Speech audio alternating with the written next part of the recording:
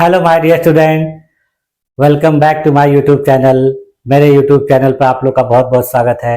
Dear student, आज की class में हम लोग टीजीटी सोशल साइंस के अंतर्गत जो है राजनीति विज्ञान का अध्ययन करेंगे। कक्षा 10 की राजनीति। इस क्लास में हम लोगों ने पहले की 3 चैप्टर का अध्ययन कर लिया था और इससे संबंधित अभी तक 16 क्लासेस कराई जा चुकी हैं। ये आज की 17वीं क्लास है और इस 17वीं क्लास में हम लोग को चैप्टर 4 का अध्ययन करना है। चैप्टर 4 जो है आपका राजनीतिक दल के नाम से संबंधित है। यानी इसमें हम लोग को पढ़ना है कि राजनीतिक दल क्या होते हैं, राजनीतिक दल की क्या आवश्यकता है, राजनीतिक दल के क्या कार्य होते हैं और फिर राजनीतिक दल कितने प्रकार के होते हैं, राष्ट्रीय दल क्या होते हैं, क्षेत्रीय दल क्या होते हैं।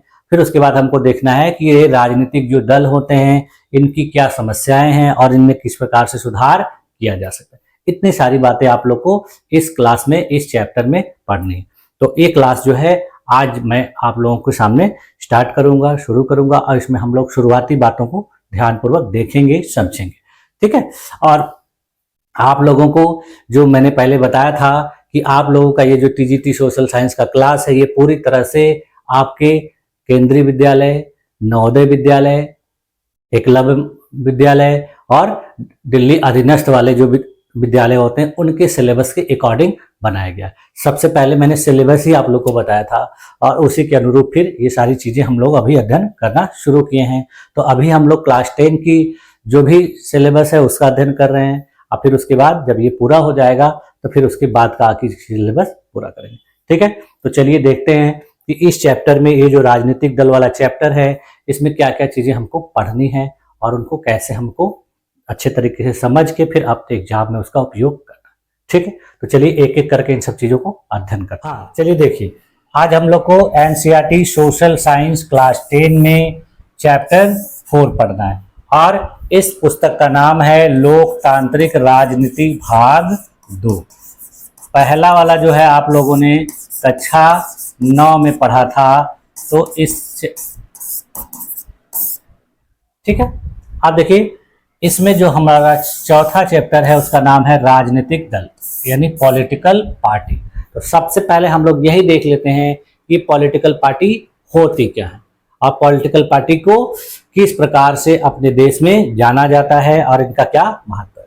तो देखिए, एक एक करके इनके बारे में हम जानते हैं। सबसे पहले देखिए कि इनका क्या मतलब होता है, क्या है। तो राजनीतिक दल यानी पॉलिटिकल पार्टी एक ऐसा संगठित समूह होता है जो राजनीतिक शक्ति प्राप्त करने और सरकार चलाने के उद्देश्य से चुनाव में भाग, यानी यह एक प्रकार का ऑर्गेनाइज्ड समूह होता है, संगठित समूह होता है जो राजनीतिक पावर प्राप्त करने के लिए चुनाव में भाग लेता है और देश में, राज्य में सरकार चलाने का कार्य करता है। इसको देखिए दूसरे तरीके से कैसे देखा जा सकता है। जैसे देखिए, प्रजातंत्र की राजनीतिक गतिविधियों में जो संगठन सर्वाधिक महत्वपूर्ण भूमिका निभाता है उसे राजनीतिक दल कहते हैं। इस दूसरे तरीके से भी इसको कहा जा सकता है कि प्रजातंत्र की जो राजनीतिक गतिविधि होती है उसमें सबसे महत्वपूर्ण भूमिका निभाने वाले संगठन को क्या कहा जाता है, राजनीतिक दल कहा जाता है।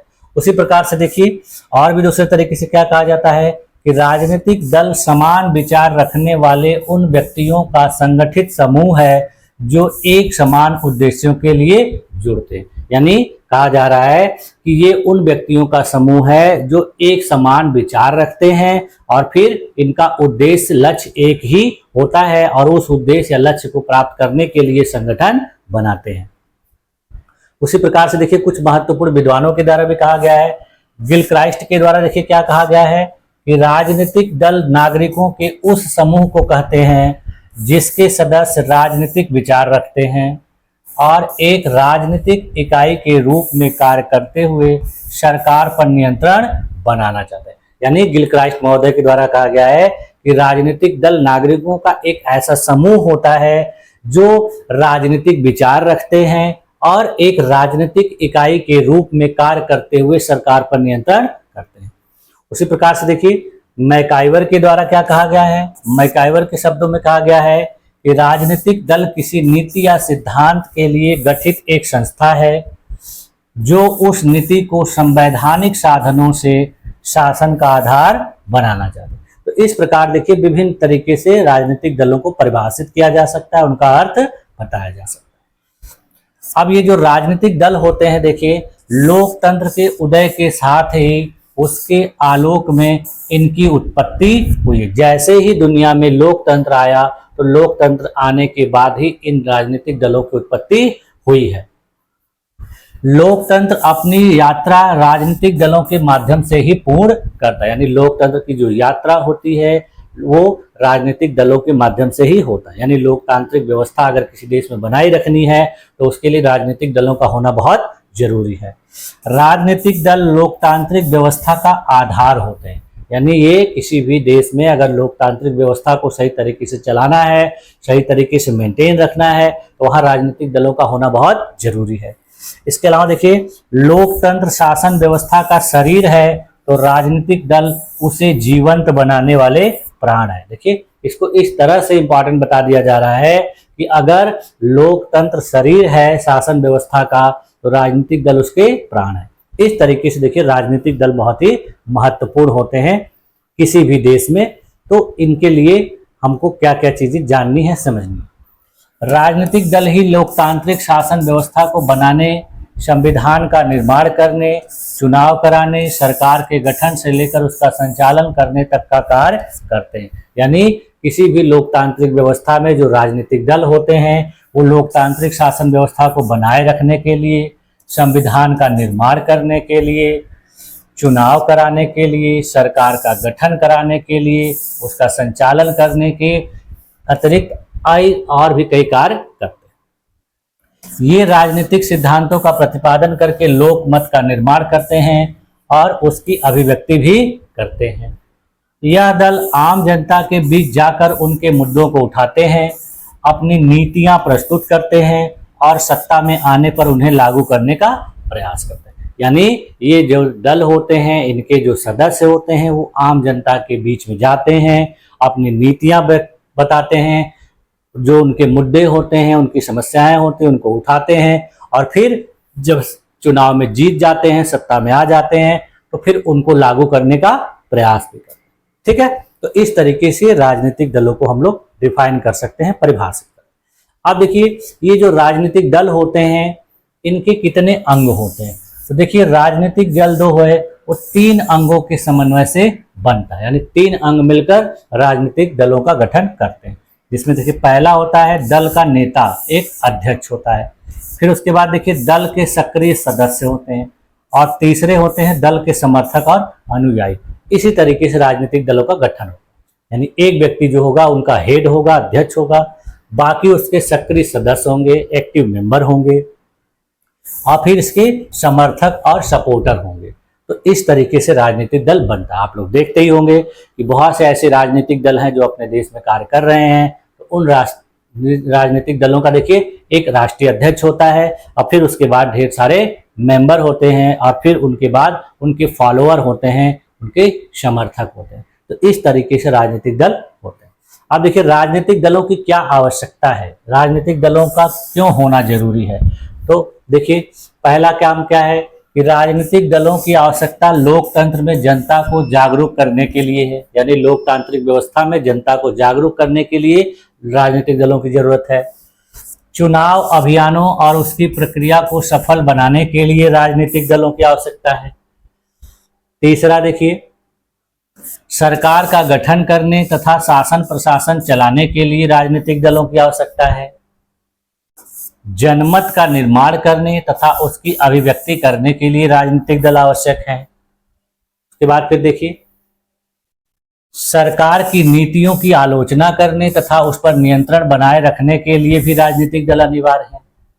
तो इतनी जो है आवश्यकताएं हैं जिसके लिए राजनीतिक दलों का होना जरूरी है। अब देखिए इन राजनीतिक दलों की विशेषताएं क्या होती हैं। तो पहली विशेषता देखिए क्या है, एक संगठित समूह होता है, यानी यह कई लोगों का एक ऑर्गेनाइज्ड समूह होता है, स्ट्रक्चर होता है और इसमें जो है एक विचारधारा के आधार पर ये दल जो है संगठित रहता है, यानी इस दल के जितने भी सदस्य होते हैं उनकी विचारधारा एक होती है। उसके बाद देखिए राजनीतिक लक्ष्य होता है, यानी जितने भी राजनीतिक दल होते हैं उनका अपना एक राजनीतिक लक्ष्य होता है, और उस राजनीतिक लक्ष्य में देखिए सत्ता प्राप्त करना, नीति बनाना मुख्य उद्देश्य इनका होता है। ठीक है, इसके बाद फिर देखिए तीसरी विशेषता इनका क्या है, चुनाव में भागीदारी। राजनीतिक दल चुनाव लड़कर जन समर्थन प्राप्त करते हैं। फिर देखिए इनका अगला विशेषता क्या है, जनता से संवाद करते हैं, यानी ये जनता के मुद्दों को उठाकर उन्हें हल करने का प्रयास करते हैं। ठीक है, फिर उसके बाद देखिए अगली विशेषता होती है इनकी आंतरिक संरचना, यानी हर दल का एक नेता होता है, उसके कार्यकर्ता होते हैं और संगठनात्मक ढांचा होता है। तो इस आधार पर ये देखिए राजनीतिक दलों की विशेषताएं हैं। अब देखिए राजनीतिक दलों के कार्य क्या हैं उसको भी हम लोग देख लेते हैं। तो राजनीतिक दलों के कौन कौन से कार्य हैं, तो देखिए राजनीतिक दलों का पहला कार्य क्या है, चुनाव लड़ना और सरकार बनाना। दूसरा है जनता के मुद्दों को उठाना और उन्हें हल करना। तीसरा है देखिए नीतियां बनाना और उन्हें लागू करना। चौथा कार्य देखिए इनका क्या है, राजनीतिक शिक्षा देना और जागरूकता फैलाना। पांचवा कार्य के देखिए विपक्ष में रहकर सरकार की आलोचना और निगरानी करना। इतने सारे कार्य राजनीतिक दलों के महत्वपूर्ण कार्य हैं। इसके बाद फिर देखिए राजनीतिक दलों का महत्व क्या है ये भी हम लोग देख लेते हैं, तो पूरी तरह से क्लियर हो जाएगा कि राजनीतिक दल क्यों जरूरी है। तो देखिए लोकतंत्र को सुचारू रूप से चलाने में मदद करते हैं, जनता की आवाज तक को संसद तक पहुंचाते हैं, सरकार और जनता के बीच सेतु का कार्य करते हैं, देश की दिशा और नीतियों को तय करते हैं। इतने सारे जो है राजनीतिक दलों के महत्व होते हैं। अब देखिए राजनीतिक दलों के प्रकार, राजनीतिक दल कितने प्रकार के होते हैं, तो देखिए राजनीतिक दल दो प्रकार के होते हैं, राष्ट्रीय दल और क्षेत्रीय दल। राष्ट्रीय दल ऐसे दल होते हैं जो पूरे नेशनल लेवल पर कार्य करते हैं और नेशनल लेवल पर चुनाव लड़ते हैं। क्षेत्रीय दल जो होते हैं जो स्टेट लेवल पर कार्य करते हैं और स्टेट लेवल पर चुनाव लड़ते हैं। अब देखिए नेशनल पार्टी या राष्ट्रीय दल के बारे में हम लोग देख लेते हैं ये क्या होते हैं। तो देखिए जो नेशनल पार्टी या राष्ट्रीय दल होते हैं वो ऐसा राजनीतिक दल होता है जो पूरे देश में या कई राज्यों में सक्रिय होता है और जिसकी पहचान भारत निर्वाचन आयोग यानी इलेक्शन कमीशन ऑफ इंडिया के द्वारा राष्ट्रीय स्तर पर मान्यता प्राप्त दल के रूप में की जाती है। यानी इनको निर्वाचन आयोग के द्वारा राष्ट्रीय दल के रूप में मान्यता प्रदान की जाती है। यह भारत में कई राज्यों में चुनाव लड़ सकता है, अपने प्रतिनिधियों को खड़ा कर सकता है, उतार सकता है। ठीक, अब देखिए राष्ट्रीय दल बनने के लिए क्या क्या मापदंड है, क्या क्राइटेरिया है कि किसी दल को राष्ट्रीय दल कहा जा सकता है या माना जा सकता है। तो यह निर्वाचन आयोग जो है इसको तय करता है, यानी उस मापदंड को तय करने वाली संस्था का नाम क्या है, भारत निर्वाचन आयोग, इलेक्शन कमीशन ऑफ इंडिया। यही तय करता है कि किस दल को राष्ट्रीय दल कहा जाएगा और किस दल को क्षेत्रीय दल कहा जाएगा। तो देखिए राष्ट्रीय दल के लिए क्या क्या मान्यताएं होती है, तो देखिए कोई भी राजनीतिक दल तभी राष्ट्रीय दल कहलाता है जब वह निम्नलिखित में से कम इनमें से एक शर्त को पूरा करता है। तो देखिए ये शर्तें क्या क्या हैं। पहली शर्त क्या है कि लोकसभा या विधानसभा चुनाव में 4 या अधिक राज्यों में 6% या उससे अधिक वोट पाए हों और लोकसभा में कम से कम 4 सीटें जीती हों। यानी पहली कंडीशन क्या है कि लोकसभा या विधानसभा के चुनाव में इन्होंने 6% से ज्यादा वोट प्राप्त किया हो और लोकसभा की कम से कम 4 सीटों को जीता हो। तो ये जो है इनका 4 से अधिक राज्यों में होना चाहिए, यानी कम से कम 4 या उससे अधिक राज्यों में उनको 6% वोट मिला होना चाहिए और इनका 4 प्रतिनिधि चुनाव में जीता हुआ होना चाहिए। ये पहली शर्त है, इसके आधार पर मिलेगी।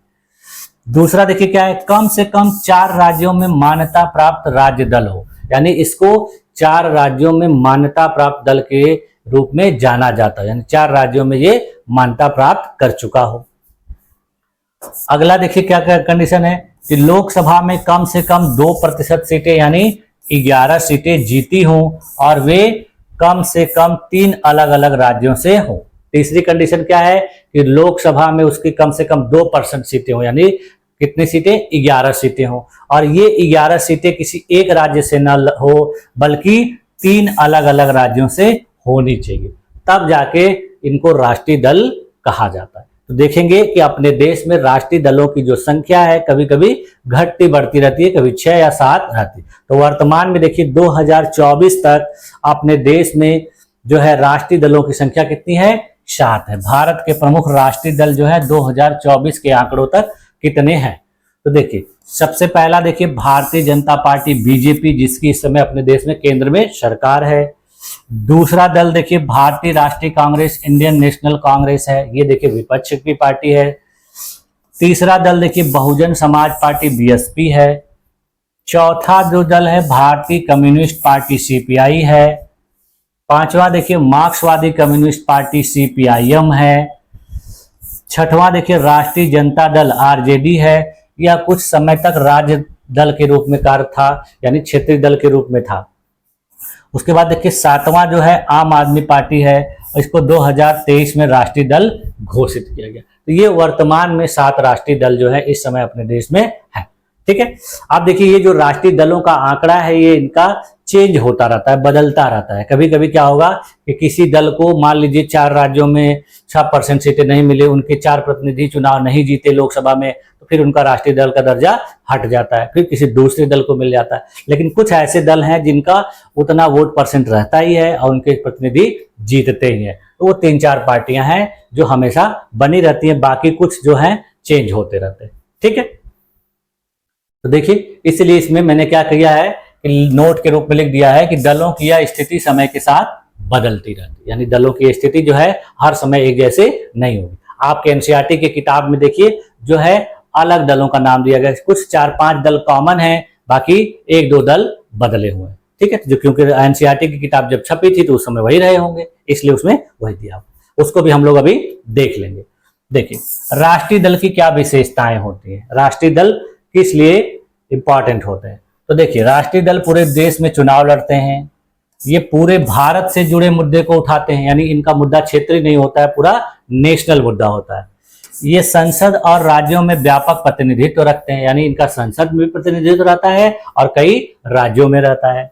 ये देश भर में संगठन और कार्यकर्ता भी बना के रखते हैं, यानी इनके जो कार्यकर्ता होते हैं पूरे देश में होते हैं और इनका संगठन पूरे देश में हर जगह होता है। जैसे देखिए भारतीय जनता पार्टी का और भारतीय राष्ट्रीय कांग्रेस के देखेंगे पूरे देश के हर राज्य में समर्थक हैं, हर राज्य में इनका संगठन होता है और ये हर राज्य से चुनाव लड़ते हैं। ठीक है, जैसे उदाहरण के लिए देखिए भारतीय जनता पार्टी बीजेपी, यह दल देखिए पूरे भारत में चुनाव लड़ता है, अनेक राज्यों में सत्ता में भी है और वर्तमान में केंद्र में इसकी सरकार भी चल रही है। उसी प्रकार से देखिए दूसरा जो दल है भारतीय राष्ट्रीय कांग्रेस है, यह भी देखिए भारत का सबसे पुराना दल है और यह स्वतंत्रता आंदोलन के समय से ही सक्रिय है और इसने अपने देश में लंबे समय तक शासन भी किया है। तो ये 2 महत्वपूर्ण दल हैं जो हमेशा राष्ट्रीय दल के रूप में कार्य करते हैं। ठीक, आप देखिए दूसरा है क्षेत्रीय दल। क्षेत्रीय दल क्या होते हैं, रीजनल पार्टी।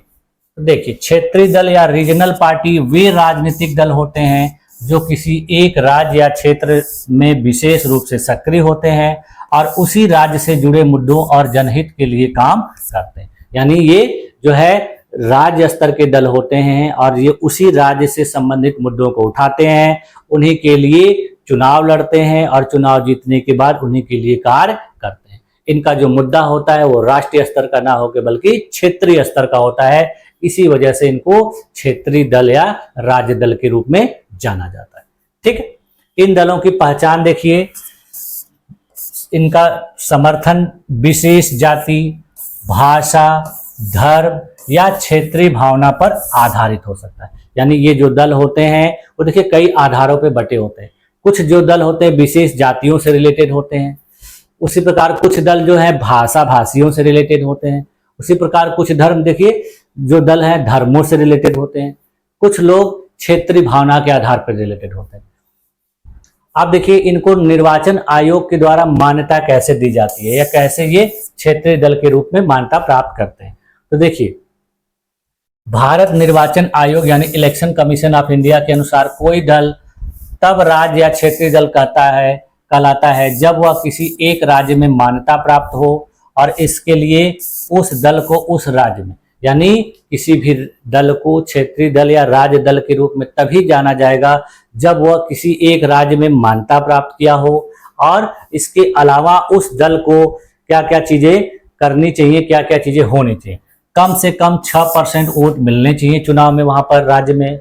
उसके अलावा विधानसभा में कम से कम 2 सीटें जीतनी चाहिए या विधानसभा या लोकसभा में 3% सीटें या कम से कम 3 सीटें जीतनी चाहिए या किसी चुनाव में 1 सीट लोकसभा की और 6% वोट राज्य में मिलने चाहिए। यानी इतनी में से किसी शर्त को पूरा करने पर किसी भी पार्टी को, किसी भी दल को राजनीति दल के रूप में क्षेत्रीय मान्यता मिलती है, यानी क्षेत्रीय दल के रूप में उसको जाना जाता है।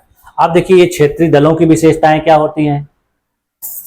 क्षेत्रीय दलों की विशेषताओं में पहला देखिए क्या है कि ये किसी विशेष राज्य या क्षेत्र तक सीमित प्रभाव रखते हैं, यानी उसी राज्य के लिए काम करते हैं और उसी राज्य के मुद्दे को उठाते हैं।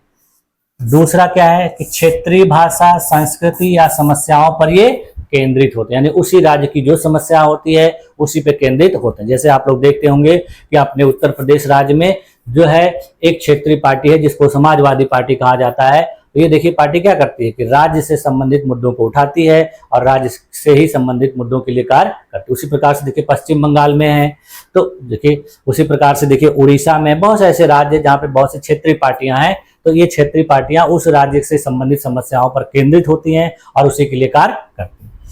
ये देखिए राज्य सरकार बनाने में सक्रिय भूमिका निभाते हैं और राष्ट्रीय मुद्दों में इनकी सीमित भागीदारी होती है। तो ये इनकी विशेषता है।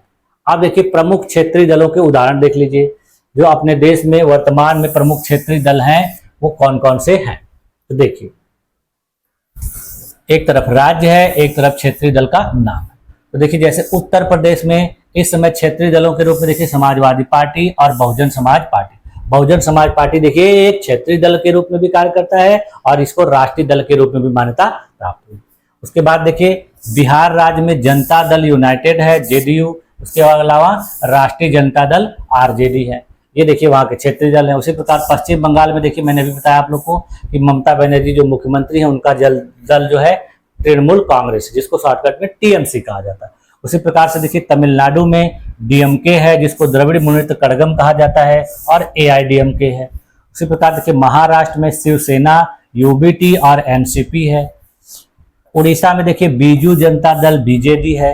तेलंगाना में भारत राष्ट्र समिति बीआरएस, पूर्व में यह टीआरएस के रूप में जाना जाता था।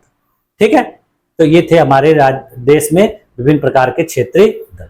अब देखिए क्षेत्रीय दलों की क्या भूमिका होती है और इनका क्या महत्व होता है। क्षेत्रीय दलों की भूमिका और इनका महत्व। तो देखिए राज्य की संस्कृति, भाषा और पहचान की रक्षा करते हैं।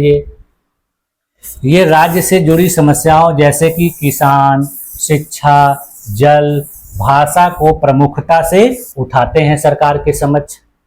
ये केंद्र सरकार को समर्थन या विरोध देकर राष्ट्रीय राजनीति में भी प्रभाव डाल सकते हैं। कभी कभी देखिए इन क्षेत्रीय दलों का लाभ उठाकर केंद्र में सरकारों का गठन होता है। कभी कभी ये क्षेत्रीय दल राष्ट्रीय सरकारों को भी प्रभावित करते हैं।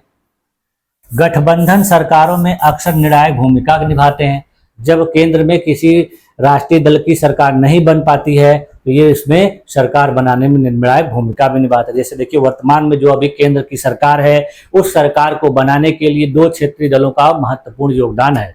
एक देखिए जो है तमिलनाडु आंध्र प्रदेश की जो चंद्रबाबू नायडू की क्षेत्रीय दल है उसका योगदान है, और उसके बाद फिर बिहार में नीतीश कुमार जी का जो क्षेत्रीय दल है उन दोनों के सहयोग से वर्तमान केंद्रीय सरकार का गठन हुआ।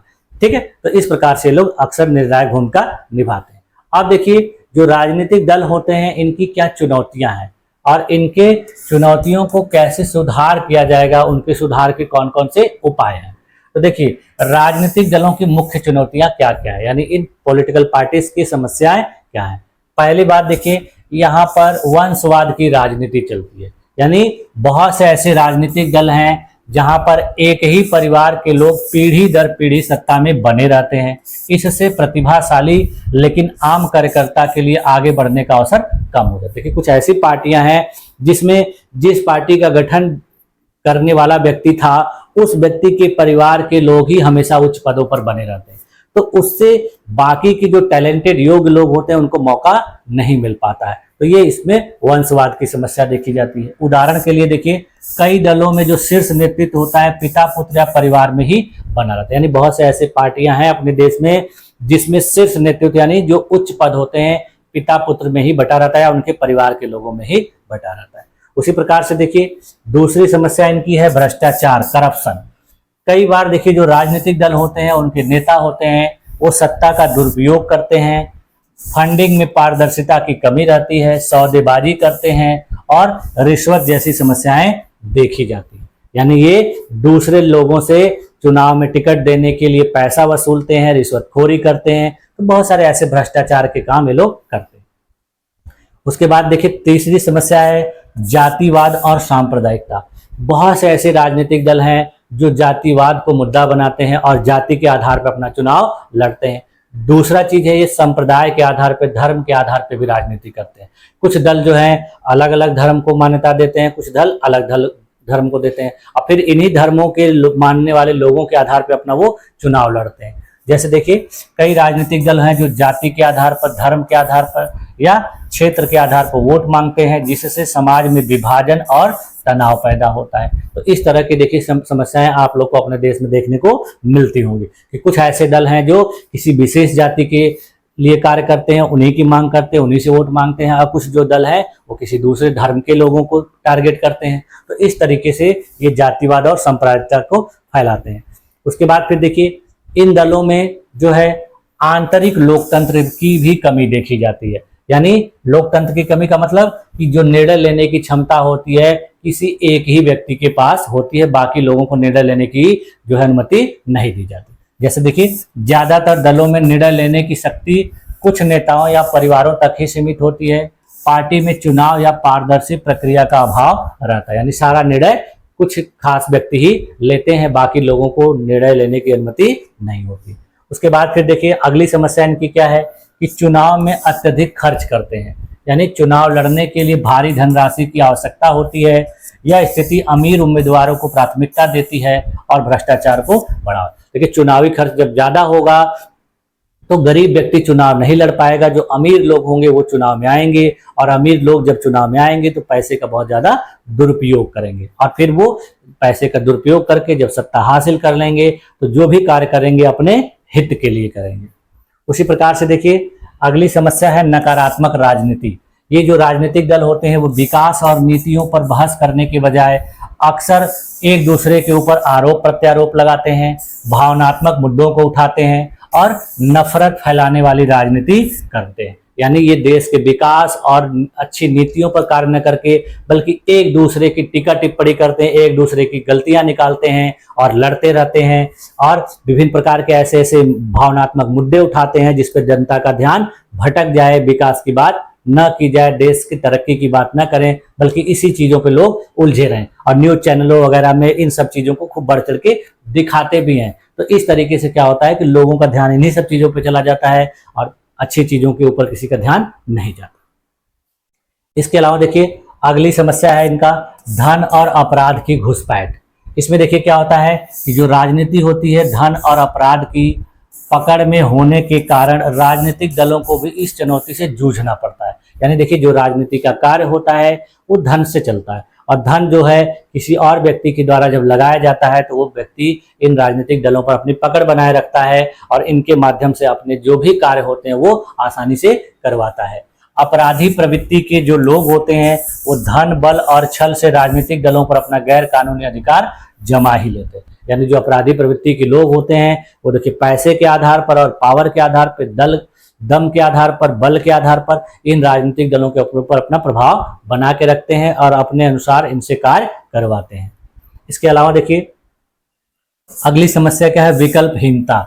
यानी जो बहुत से राजनीतिक दल होते हैं उनके पास विकल्पहीनता की चुनौती बनी होती है। उन्हें कोई सार्थक विकल्प नहीं सूझता है। सभी दल एक थैली के चट्टे बट्टे दिखाई देते, यानी उनके पास दूसरा कोई विकल्प ही नहीं दिखता है कि हम एक दूसरे से मिल के रहें, हम एक दूसरे का केवल जनता को दिखाने के लिए विरोध करें, बल्कि वास्तव में हमारे अंदर इंटरनल किसी भी प्रकार का विरोध ना हो। ये सदस्य देखिए, इनके अंदर ऐसी स्थिति होती है, ये जाएं तो कहाँ जाएं, एक तरफ कुआं तो दूसरी तरफ खाई, ऐसी स्थिति बनी होती। ठीक है, तो ये देखिए जो नेता लोग होते हैं, जो राजनीतिक दल के लोग होते हैं, ये कहते कुछ और हैं, करते कुछ और है। लेकिन सही मायने में जब इनको बनाया गया था, गठित किया गया था, तो इनको बहुत अच्छे कार्य के लिए किया गया था, लोकतंत्र को बना के रखने के लिए किया गया। लेकिन बाद में धीरे धीरे ये इतनी सारी समस्याएं इनमें देखने को मिलती हैं, और जो समस्याएं देश के विकास में बाधक बनती हैं, लोगों के विकास में बाधक बनती है। ठीक है, आप देखिए इन चुनौतियों को समाधान कैसे दिया जाए, इनका सुधार कैसे किया जाए, इसके लिए क्या उपाय किए जाने चाहिए। तो देखिए, पहला सुधार उपाय क्या करना चाहिए कि इनमें आंतरिक लोकतंत्र को बढ़ावा देना चाहिए। आंतरिक लोकतंत्र का मतलब कि एक ही दल में कई लोगों को फैसले लेने की अनुमति दी जाए और उनको अधिकार दिए जाए, उत्तरदायित्व दिए जाए।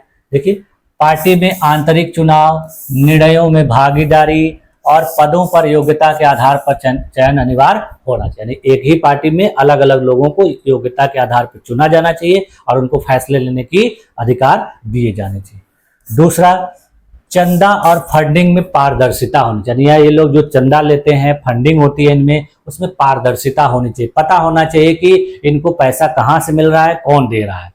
देखिए, राजनीतिक दलों को यह स्पष्ट करना चाहिए कि उन्हें कहाँ से कितना फंड मिला और उसका उपयोग कैसे किया। यानी उन्होंने ये फंड पाया, चंदा पाया, तो इसका उपयोग कहाँ पर किया और किसके द्वारा मिला, कब मिला, कितना मिला, ये सारी चीजें बतानी चाहिए। तीसरा है, देखिए, चुनावी खर्च पर नियंत्रण करना चाहिए। यानी इनको चुनाव आयोग के द्वारा सख्ती बरतनी होगी और इन पर नियंत्रण लगाना होगा कि इस राजनीतिक दल को, इस पार्टी के जो नेता हैं उनको इतना पैसा खर्च करना चाहिए। देखिए, निर्वाचन आयोग को चुनावी खर्च की सीमा सख्त करना चाहिए, उसका सख्ती से पालन कराना चाहिए और अवैध खर्च पर कड़ी सजा भी देनी चाहिए।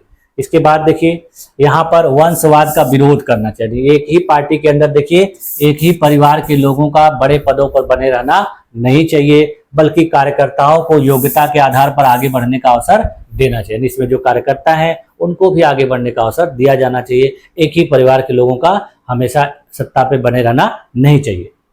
इसके अलावा देखिए, यहाँ पर दल बदल पर रोक लगानी चाहिए। यानी विभिन्न प्रकार के जो नेता होते हैं, देखिए, बहुत जल्दी दल परिवर्तित कर, जैसे उनको किसी दूसरे पार्टी में फायदा मिलता है वो पार्टी छोड़कर उसमें चले जाते हैं। तो इन सब चीजों पर भी रोक लगनी चाहिए। इसके लिए सख्त कानून बनाए। अपने देश में देखिए इसके लिए कानून बनाए गए हैं, लेकिन फिर भी बहुत से जो नेता लोग होते हैं वो दल परिवर्तित कर लेते हैं। क्यों कर लेते हैं? कि कानून उतना कठोर नहीं है, इसमें थोड़ी नरमी है। ठीक है, तो इस समस्या को रोकने के लिए सख्त कानून बनाए जाने चाहिए। इसके अलावा देखिए, राजनीतिक शिक्षा और जन जागरूकता भी फैलानी चाहिए।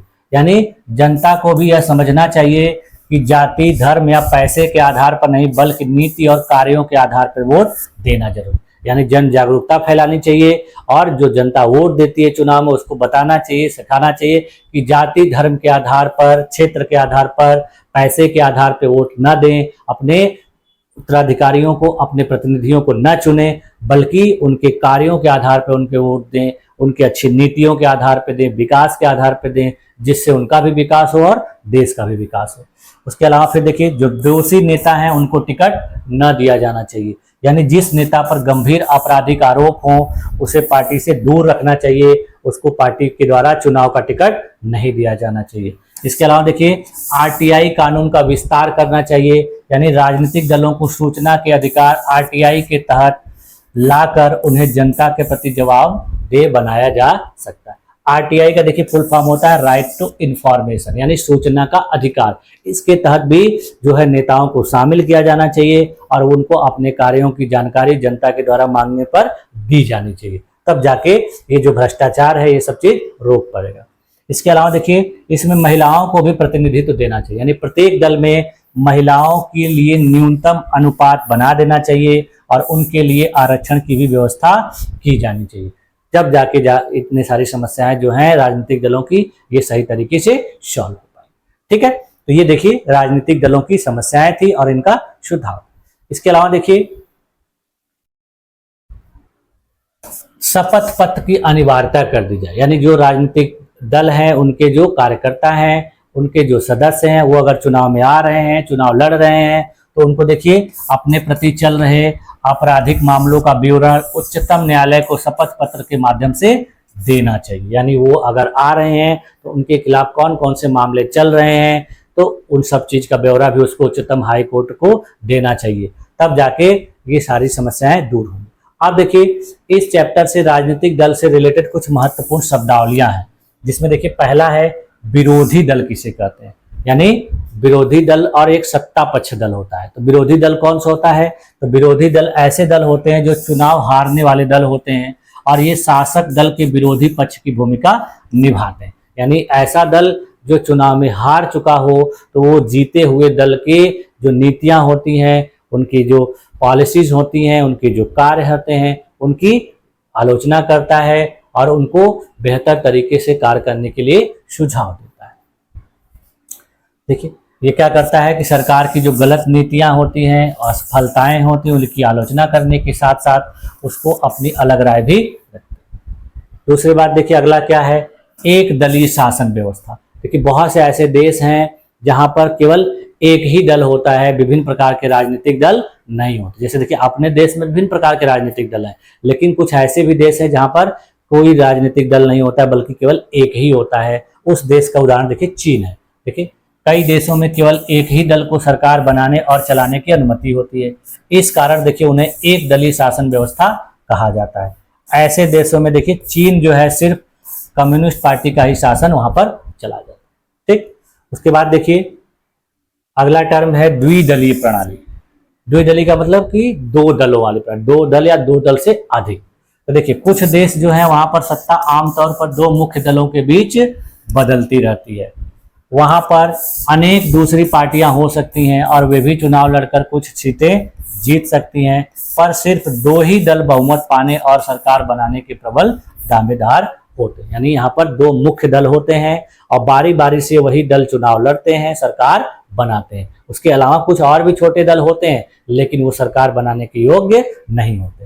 तो इस प्रकार की व्यवस्था देखिए अमेरिका और ब्रिटेन में देखने को मिलती है। वहां पे द्विदलीय प्रणाली है। कभी देखिए दूसरे पार्टी का उम्मीदवार बनता है राष्ट्रपति प्रधानमंत्री, कभी दूसरे पार्टी। ठीक है, अमेरिका में देखिए कभी डेमोक्रेटिक लोग बनते हैं, कभी रिपब्लिकन लोग बनते हैं। उसके बाद फिर देखिए बहुदलीय प्रणाली। बहुदलीय प्रणाली का उदाहरण अपना देश भारत है। देखिए जब अनेक दल सत्ता के लिए होड़ में हो और दो दलों से ज्यादा के लिए अपने दम पर या दूसरे से गठबंधन करके सत्ता में आने का ठीक ठाक अवसर उनके पास हो, तो इसको देखिए बहुदलीय व्यवस्था कहते हैं। जैसे भारत में देखिए बहुदलीय व्यवस्था पाई जाती है। इसके बाद फिर देखिए अगला टर्म है दल बदल। अभी मैंने बताया कि बहुत से ऐसे नेता होते हैं जो अपनी पार्टियां बदलते रहते हैं अवसर देखकर। तो देखिए विधायिका के लिए किसी दल विशेष से निर्वाचित होने वाले प्रतिनिधि का उस दल को छोड़कर किसी अन्य दल में चले जाना दल बदल कहलाता है। यानी जब एक पार्टी को छोड़कर दूसरे पार्टी में वो लोग चले जाते हैं तो वो लोग दल बदल के कहे जाते हैं।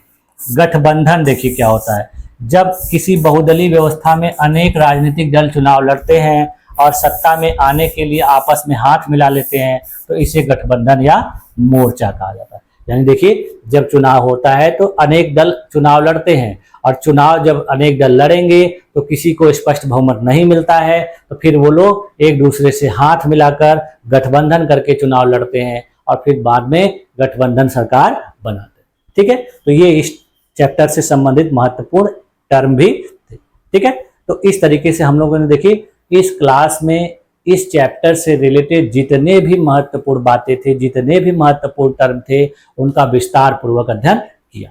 अब देखिए नेक्स्ट क्लास में मैं आप लोगों को ये सारी बातें जो है आपके एनसीईआरटी की किताब में भी दिखाऊंगा और उसके आधार पर भी अध्ययन कराऊंगा, जिनसे ये सारी चीजें आपको और भी क्लियर हो जाएंगी। ठीक है, और फिर उसके बाद हम लोग नेक्स्ट क्लास में इनसे रिलेटेड जो एमसीक्यू हैं और पीवाईक्यू हैं उसका भी अध्ययन करें। ठीक है, तो मुझे उम्मीद है कि आप लोगों को ये सारी चीजें अच्छे तरीके से समझ में आई होंगी और मैंने भी अपने तरीके से बहुत अच्छे तरीके से आप लोगों को समझाने का प्रयास किया। इसके अलावा अगर आप लोगों को कोई चीज समझ में ना आ रही हो, कोई टॉपिक ऐसा हो जिसमें किसी भी प्रकार की कोई कंफ्यूजन हो, तो आप लोग कमेंट में मुझसे पूछ सकते हैं। मैं आप लोगों का डाउट जो है क्लियर कर दूं। ठीक है, तो आप लोगों ने मेरी इस क्लास में इतने देर तक अपने आप को बनाए रखा, इसके लिए आप लोग का बहुत बहुत धन्यवाद। मिलते हैं नेक्स्ट क्लास में नेक्स्ट टॉपिक के साथ। तब तक के लिए थैंक यू।